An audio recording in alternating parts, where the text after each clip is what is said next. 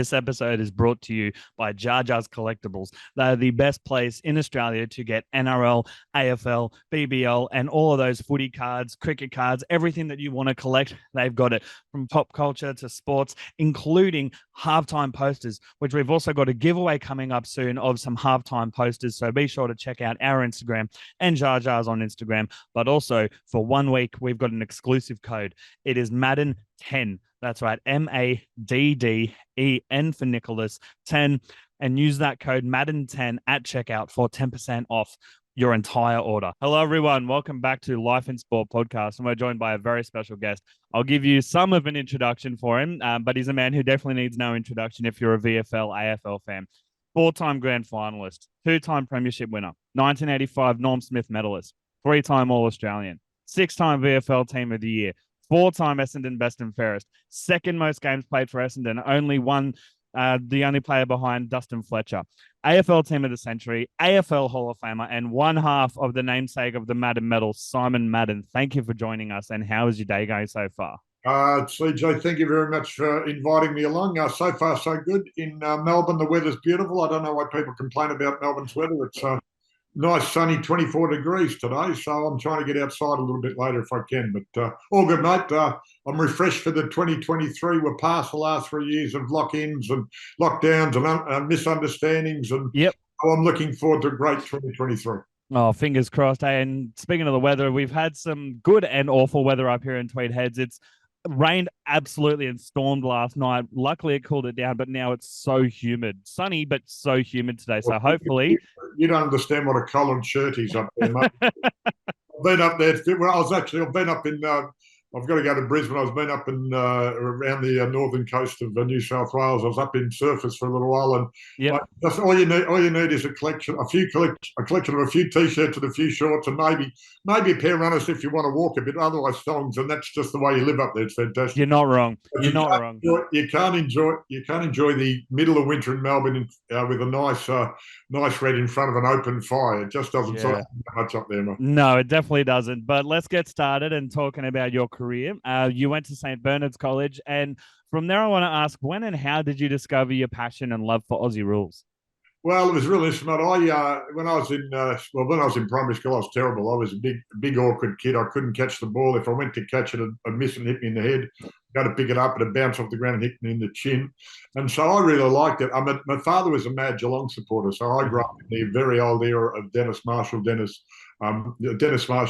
Polly Farmer, Billy Goggin, Billy Ryan, the best marking league. That era I grew up on.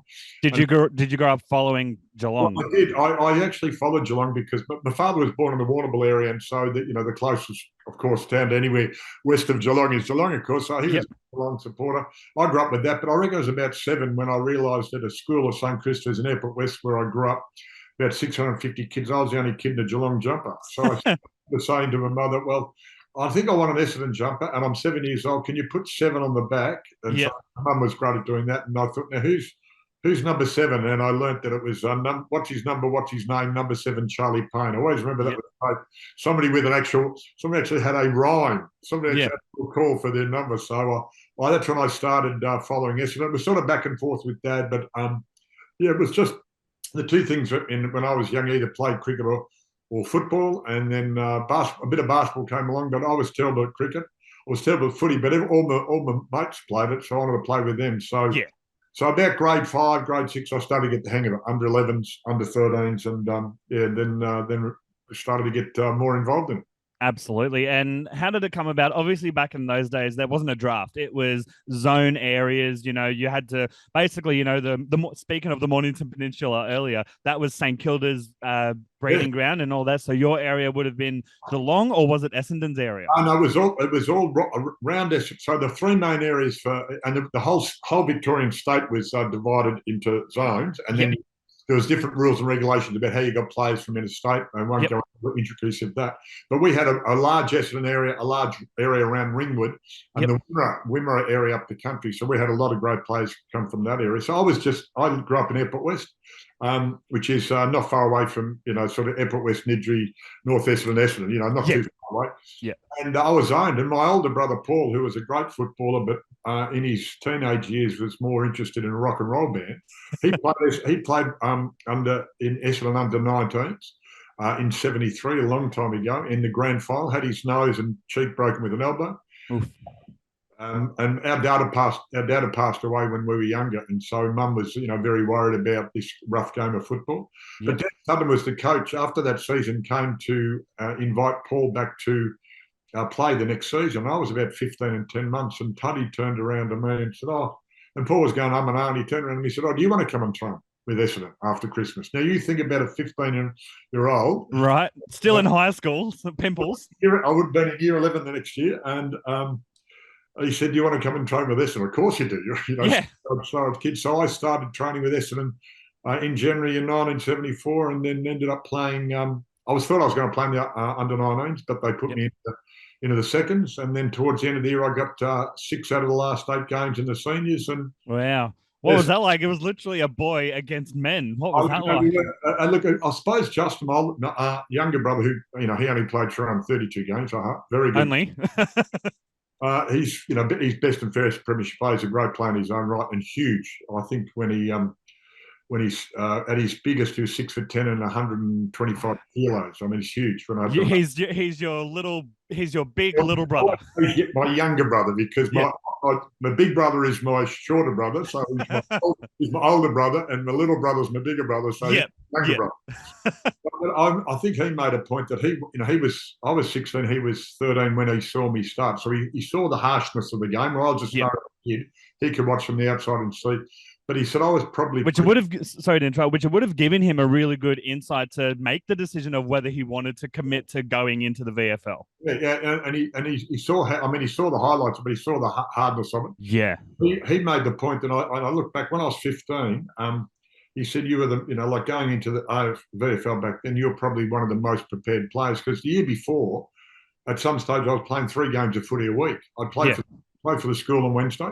Yep. Play for under 17s on Saturday morning, and then go and either watch or play in the open age on the afternoon. So not much training, but lots of football. So which is technically training as well. You've got the match fitness, It's all match instead of training. It's match play. So so when I went into that, I started in the seconds, and then gradually got the idea of it. And then towards the end of there, they put me in the seniors and down at Moorabbin, and it was a very interesting start. And then that was the start of the career. And then the next year, I played most of the games in the seniors, a couple in the seconds, and then spent most of the time in the seniors after that, with a couple of hiccups, a couple of runs in the seconds, very rarely.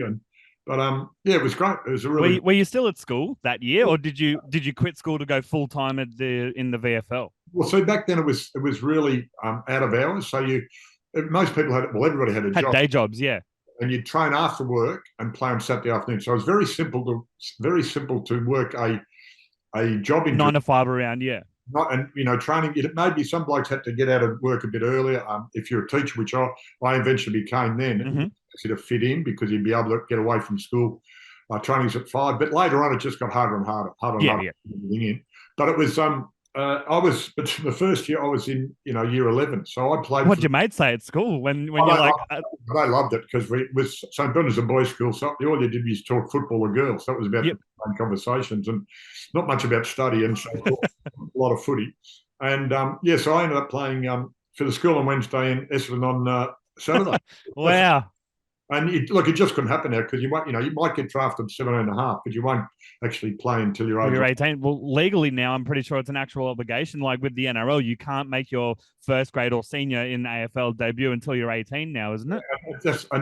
I think in lots of ways that that's fair enough. Absolutely. I'm a bit of a cheeky fellow at times. I haven't done it rarely. So I've done it about twice. I think for somebody who's getting pretty uppity about themselves and getting a big head, and I've said to them, they finished the season and they're 19. So when they turn 20, so when they end of their season, they're 19. I say to them, how old are you? Well, I've done it twice. I won't do it again. It's too old. So I'm 19. Oh, good. How many games you played? Oh, you played 15. Oh, you're going all right? Oh, yeah, I'm going all right. So when I was 19, I played 65 games and won a best and fairest. Don't get ahead. Yeah, exactly. I mean, I would too. As you said, it's only happened twice. But if I'd had the accolades that you had at that point of being, by the time you were 19, already a best and fairest 65 games, it won't happen anymore because you can't play until you're 18. but they do say it takes 50 to 100 games to really, be bled in the VFL, AFL. I totally agree. Any of those, any of those sports, I think I've said for a while that if you learn the game in the first 50 and you understand the game in the next 50, roughly. So if you play over 100 games, you have a really big impact and you really understand how you fit in. Yep. Players don't play 100 games. So most players don't understand they understand the footy, but they don't understand the bigger picture where they fit in and how it works. Yep. It's a hard game. I mean, if you look at, those fingers, apart from 8, they're all good, I think, the best one for the critics is just to show that one where it doesn't go the right way. It goes the right way, and then but it goes back the other way. Yeah, broken, operated on. That's part of the game. Part of the game, and you understand that you've got to. I think most doctors like sports people because they want to get back and play, whether you're a rugby player or a basketball or football or male or female, whatever sport you're in. You really want to get back. So there's very few sports people who are malingerers, as they say. Yeah. And sometimes the trouble is you've got to hold sports people back because they want to get into the game again too quickly. Oh, absolutely. Yeah, they want to get their rehab over and done with, get me back in the game, but sometimes that's a detriment to them, sort of thing. Funny about this, like a footballer or a basketball or a rugby player, world game soccer, not that the people understand soccer. If you go to Europe, they don't understand the word soccer, but most sports people just want to play the sport. That's it. That's the motivation. So all the rest. I always remember Lee Matthews, who's the player of the century last year. And if anybody doesn't know VFL, AFL, I've got his autobiography in my library catalogue. Just literally, I've got it ready to read. And he's a legendary player. And I always remember he said, and coach as well, of course. Yeah, and he coached premierships at Collingwood, played in premierships at Hawthorn, been a great commentator. I like his philosophy of footy, but I always remember once he said, I'd play footy for nothing. Yeah. But I wouldn't do all the other stuff for nothing. Yes, that's it. That's it. All the media engagements, all the this, that, the other. All the professionalism, that's what you get paid for because there's people around the country playing sport on the weekend for the enjoyment of it. Yeah. And that's the part you enjoy. It's all it's getting up in the 5:30, 6 o'clock training sessions, being out late at night training, doing the extra work, doing media, coping with the injuries, coping with the the scrutiny. All that is the extra bit which adds to the professionalism of the sport. Yep. The playing is the good part. Yeah, absolutely. It's the best part. Like you literally train and you do all the media to get to, Saturday or your Sunday or your Friday game. And then it's all over again for bloody 20 plus weeks. And then if you make finals, almost 30 weeks. So yeah, you definitely want to be getting paid for the game day is the privilege. It's the fun. The rest of it, as you said, is I want to get paid. And I totally and absolutely agree with that. And speaking of, outside of footy, and this segues perfectly into this question. What was your outlet from footy when you were a pro athlete? Some players have, golf. Some current players have gaming, etc. What was your one? Very nice. One of these, I started learning guitar early, and I started learning when I was 10, and I'm still learning, and I'm 27 now. No, well, I'm a bit older than 27. I'm sorry. You're 28. Yeah, I was 29. No, it's really interesting. I won't tell you how old I am, but it's a very interesting. Well, I'm on the dark side of 60, but it's a really interesting one. I've said to people before, if you want to confuse people, but add a few years to your life, you say to somebody, look, I'm closer to 60 than I am to 50. It's actually true. But they automatically put you between 50 and 60. Right? Like I'll say I'm closer to 30 than I am to 20. People will think, I absolutely get it. Yeah. Yeah. So when you're over 30, you can still say I'm closer to 30 than I am to 20. And absolutely. Yep. Now that was a great outlet. Also, I played a bit of basketball, which was another outlet as far as sport goes. Yep. Because it's not the sport that you're doing professionally. It's a knockabout sort of sport for you. And you've got to be. I had a chance to play high level basketball, but that's another story. About it wasn't as big back then it is now compared to football. No. I could have gone to try it, and I went and didn't like the coach and walked out. So it didn't. Fair enough. That's a whole other story. But I think with modern footballers now, or modern sports people, I talk about football, but the basketballers, the rugby players, soccer, all athletes, all that you actually do need, and because it's full time, you actually need a day off and something else to completely take your mind away from what you're doing. Absolutely. And you should be developing, any young person should be developing if they're in a sport, whether they're an individual sport like golf or tennis, or they're into a team sport, that they should be finding something that really takes them away from it. But also, what are you going to do afterwards? What's the career after football? Because the average football doesn't last forever. Yeah, and the average sports career is about 4 years. So, well, the average AFL and NRL, like currently, is about, I think they said the like 50 to 65 games average. So that's about, if you're injury free, 3 to 4 seasons max. Yeah, that's right. You can get, and say you've got a season before that develops. So say 5 seasons at the moment, and a good day 6. So what are you doing? So what takes you away from your sport? So when you come back to it, you really enjoy it. Mm-hmm. Takes you away from your sports, you can concentrate on what's going to happen afterwards. Now, there's only X amount of lower level jobs, football, sports jobs that'll pay you a lot. It's only X amount of jobs around the sport. There's only X amount of jobs in media. So you got to, and I've seen people who have been really successful after sport because they've been very good at working on something during it. So absolutely, some go into real estate, get their real estate licenses. Some go into trades. You yourself were lucky enough to be playing in the era where you still more or less needed a day job to an extent. So you went to uni, which was the Australian Catholic University, I think is what it was. It's with the forebear of what that is called now. And so, and then I was a teacher, and it became full-time, part-time, not at all as football became. Yep. And then once football ended for you, did you continue into teaching? I was still in teaching, but then I said, no, it doesn't pay enough. So, Fair enough. I think it's a little bit better, but I then moved into a business. So I worked in IT and a media company, IT company, and developed my business skills. And then I've been running my own business for 12, 13 years now. And then you also got in charge and in with the AFLPA, which brings up my next topic, the Madden Medal. Sorry to tangent real quick. The Madden Medal, it's named after you and your brother. Yeah. How'd that come about? Well, so we were both. I was president of the Players Association while I was playing. Yeah, that's right. Yeah. As the game became more professional, the association had to become more professional to match that. So, in my time, our group, we actually developed what would be seen as the basis now of every contract, the standard playing contract. Up until then, your good players would get looked after, and all the lower players would be, shafted. Cannon fodder wood ducks, as we call them. They'd be. So we wanted to make sure that, and remember, in sport, professional sport, your product is your player. Yeah. So you can't, you think about it. If it was an AFL women's team or an AFL men's team or a female rugby team or soccer, you can't just go and outsource that to China. You just can't. No. We're not going to have this team. They go on strike. We'll just outsource it somewhere else. It couldn't work. Which, by the way, real quick for a second, the NRL and the NRLPA are currently at a war at the moment, trying to get a CBA going. This has nothing to do with AFL, real quick. So, but the topic you bring up is like, we'll outsource it. Well, the NRL, fun fact, because the RLPA have asked for certain things with the CBA, such as a pregnancy clause for the women and all that sort of stuff. And the NRL have come back with, here's 12.1 million salary cap, and basically brushed everything the RLPA is trying to strive for. So the RLPA and the players are going on sort of strike and are threatening a strike for round 1. And the NRL have come back with, well, we have 160 players over in America ready to come over. I'm sorry, but the rugby league over in the US is nowhere near the standard that is over here. Sorry. Yeah, that's great, mate. That'd be really interesting to see. It'd be a spectacle.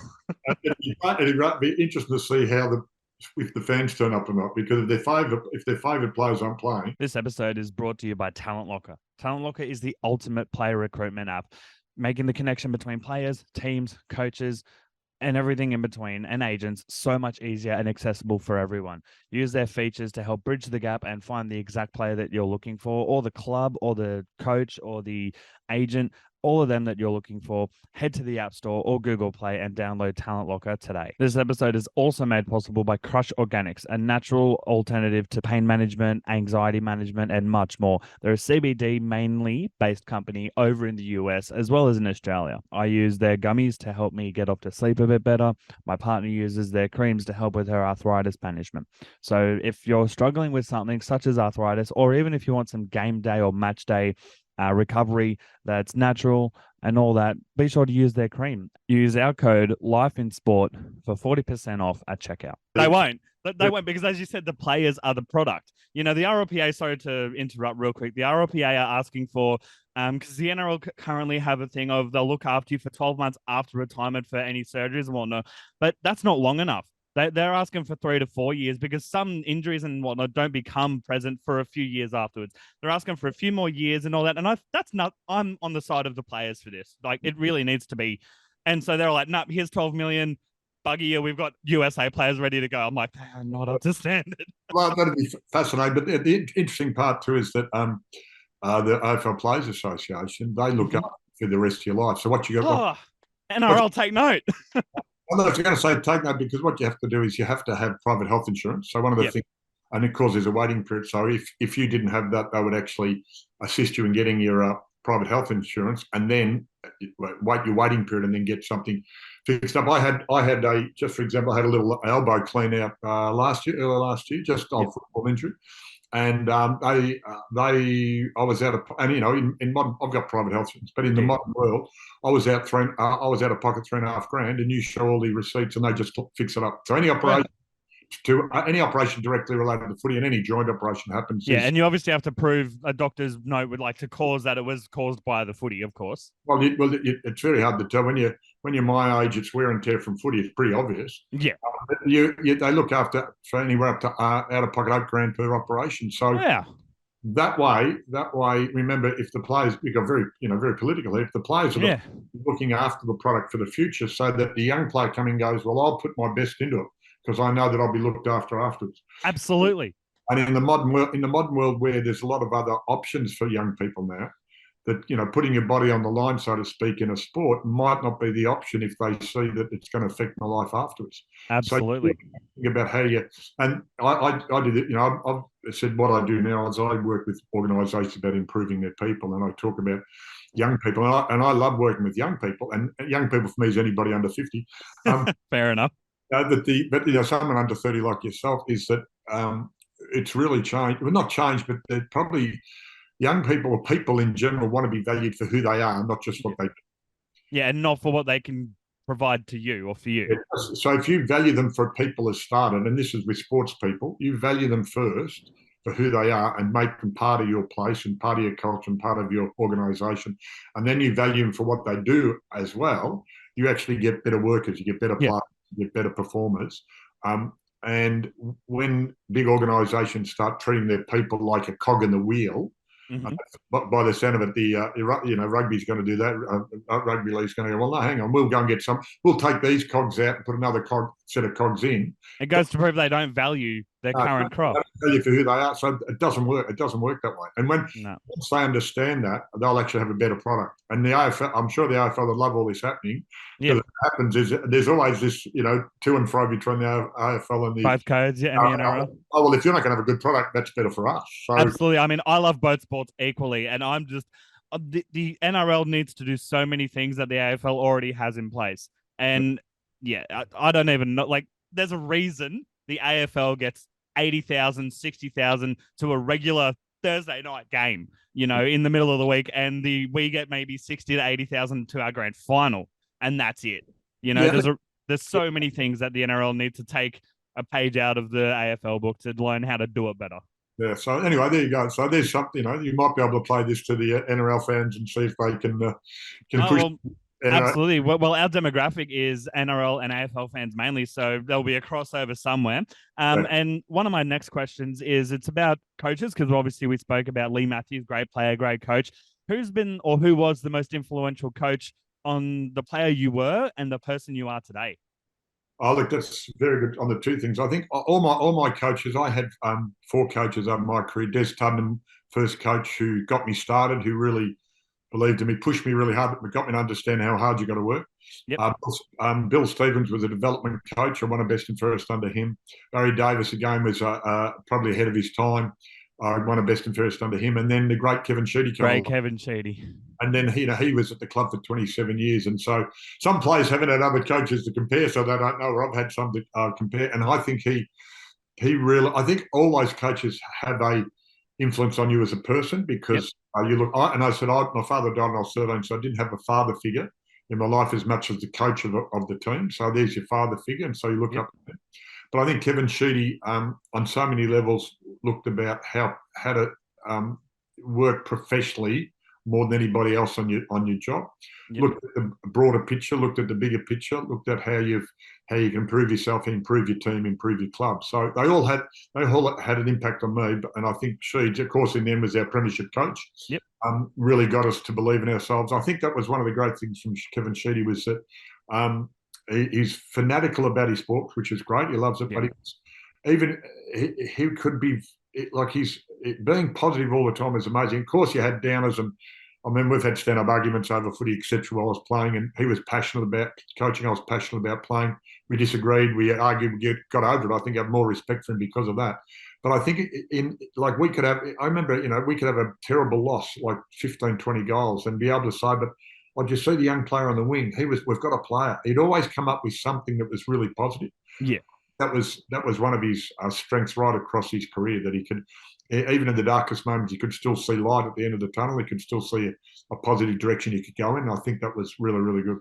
That's amazing to hear, because I've heard many good things about Kevin Sheedy. Obviously, he's one of the greats of when it comes to AFL, VFL coaching. Kevin Sheedy's in there, Lee Matthews, Mick Malthouse, and Paul Roos a little bit, and of course, Alistair Clarkson and all them. They're definitely in the conversation there, and you can't have the convo without Kevin Sheedy in there. And you talk about Kevin. If you said any club said, look, if you took a coach for 27 years, he'd get you into, I think, 6 grand finals, 4 premierships, and increase your membership twice over, 3 over. Take you to national league, take you into create best and fairests and all that. So would you take it? And we go, of course we would. No worries at all. There's one. Who wouldn't? Absolutely. So that's one of the measures of the great Kevin Sheedy. Absolutely. So just got some few more topics before we get into some quick fire fun questions, and then we'll wrap it up. So the questions, obviously, I'd be remiss and I'd be letting down the Essendon faithful listeners if I don't ask about the 84-85 grand finals back to back. What were the seasons like, and what were the grand finals like? And of course, winning or getting a Norm Smith medal yourself. Yeah, look, the old days are great. I mean, it's a long time ago. You start looking back. I finished 30 years ago. That starts to make 40 years ago. It's scary, isn't it? Wow. But look, I suppose. I mean, that's a funny thing. People say to you, "I saw you Tuesday." I said, "What?" I saw you on Tuesday. I said, "I was home. How'd you see me?" Oh, they played. Fox Foot played the 85 Premiership again. You go, "Oh, right, we're still playing." As long as it's not the 83 or the 1990.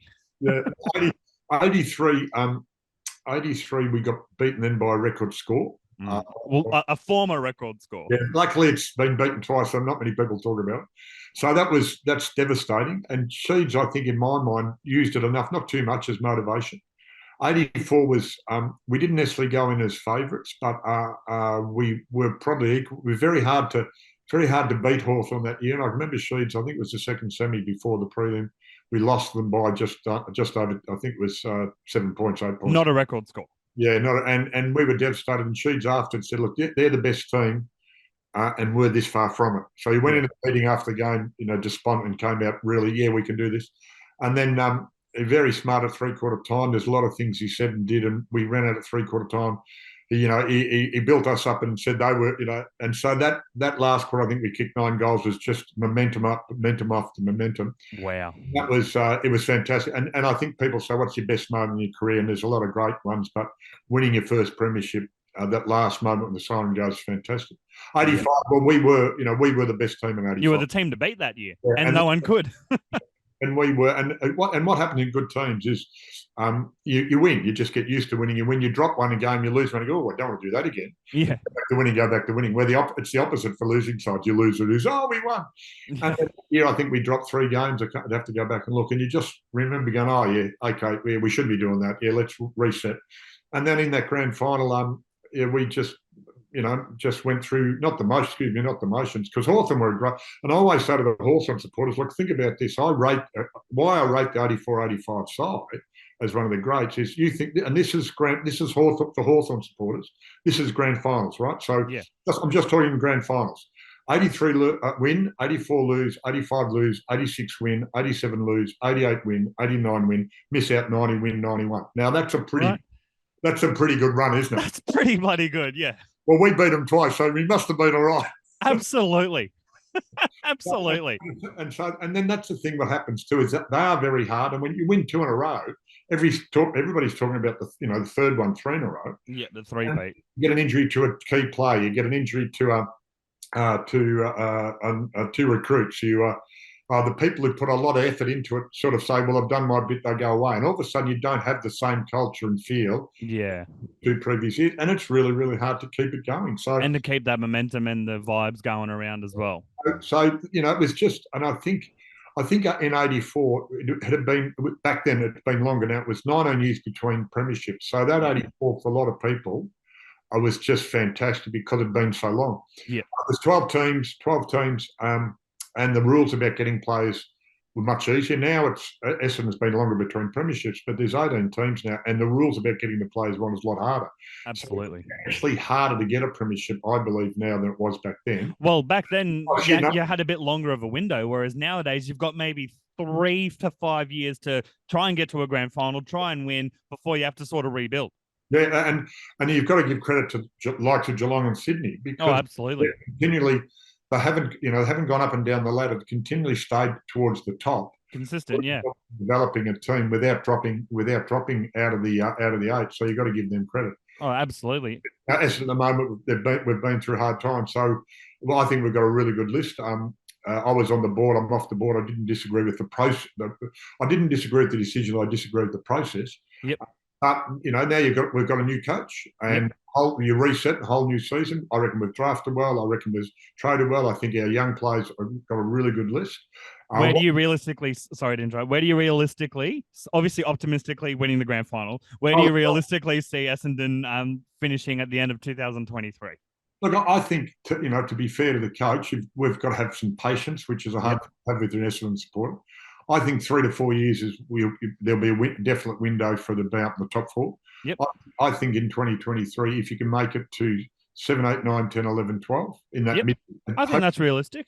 I think 7, 8, 9, 10 would be realistic. Yeah. To be fair, that's a pass mark for this season, sort of thing. A pass mark. If it was lower, you'd be going, well, okay.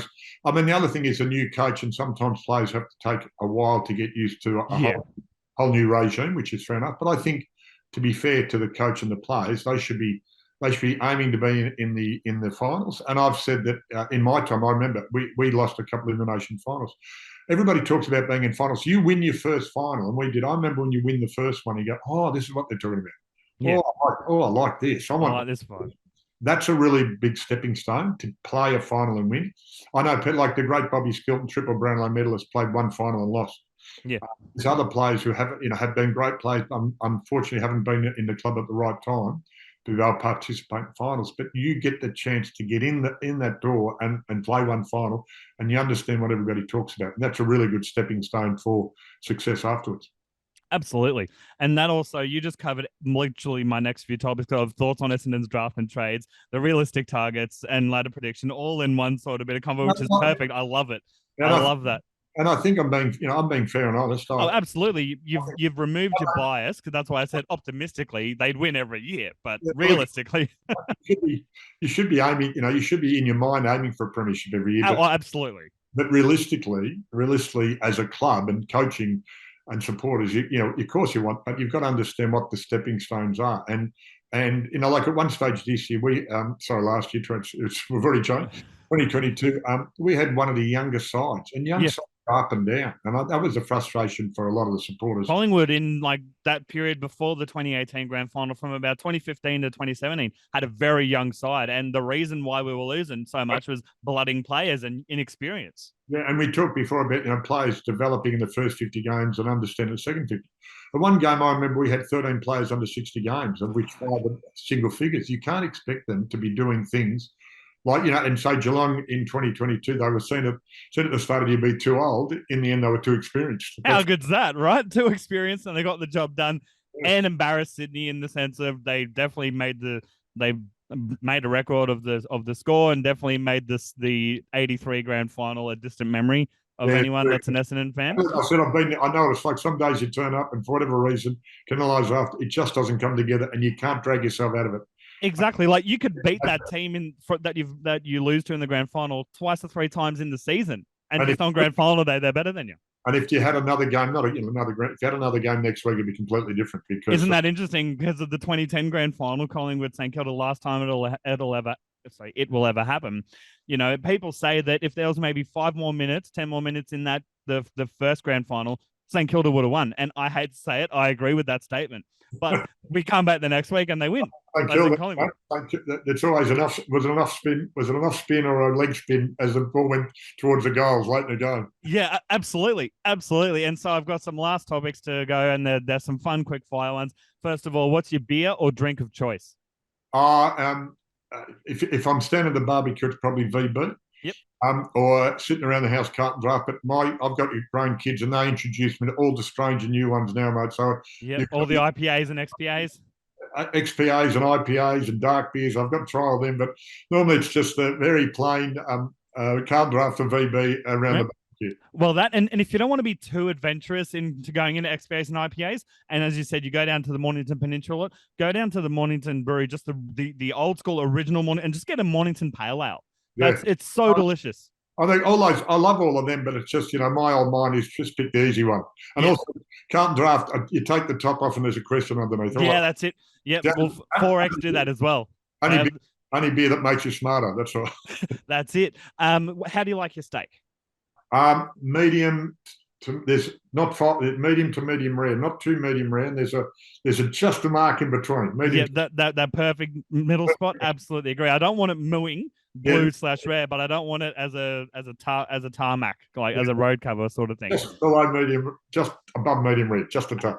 Absolutely. Apple or Android? Oh, Apple. I'm an Apple man. I just got stuck with them ages ago, and I've never worried about changing. No, absolutely. Agreed. They're just so seamless. The layout's perfect. What's your favorite type of music, whether it's to play on the guitar or to listen to? Oh, look, I have a very eclectic choice. I don't, like Ry Cooder was, a lot of people go, Ry Cooder is a great guitarist, but slide guitarist, I really like his music. I like some of the new stuff coming out. But any of the classics. I was in a band before COVID. It hasn't sort of happened afterwards. If you all the anthems, all the classics, if you couldn't move your feet and you didn't know the words, we never played the song. So Jimmy Barnes, the Beatles, the Stones, all those ones. But I'm James Taylor, Billy Joel. I could go through a whole list, and I don't say that's a great artist. Bruce Springsteen. There's some songs they do that I just love, and that's a great song, and that's a great song. Gangster's Paradise is a rap song, is a magnificent song, but there's all these other rap songs that go. It's like, huh? What? Yeah, absolutely. It's an eclectic choice of genres. No, that's fair enough. What's your favorite movie, whether it's of all time or currently? Oh, look, Jesus, I think the Indiana Jones first movie. Yep. I just love because it took that adventure movie to a whole new level. Yeah. And I think that was it was fantastic.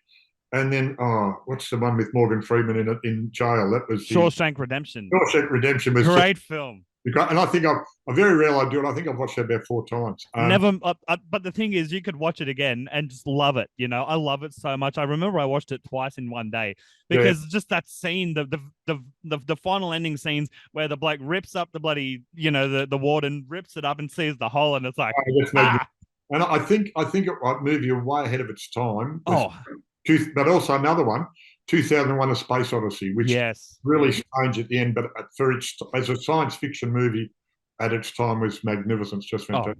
Absolutely. If you could have we can do a whole other show on movies rather than just one.